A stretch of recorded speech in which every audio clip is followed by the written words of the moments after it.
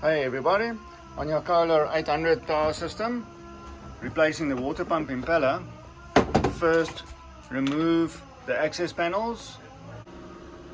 So on the starboard side, you will find the water pump housing. Remove the two hoses on the ends, and then the 4 bolts will be released as well, so that you can access the pump and take it out completely.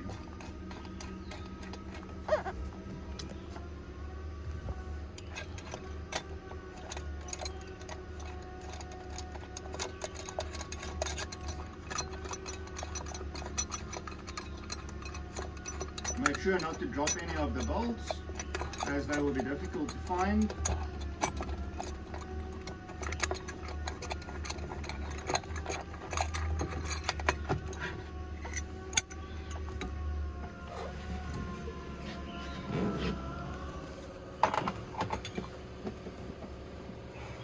The impeller that we're going to be using here is the Sherwood 8000. We've removed the old impeller, and the bits and pieces that broke off, make sure to take them out. They go into the elbow, and then also into the feeding points. So we dug them out there, we made sure everything is clear, and now we can start putting in the new impeller. Using an assembly grease, make sure to lubricate the system well for that first startup before the system pressurizes with water.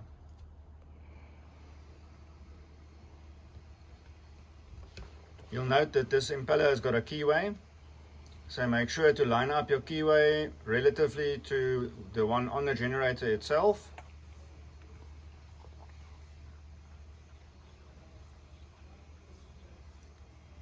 We use grease in this instance for lubrication, and it will suffice.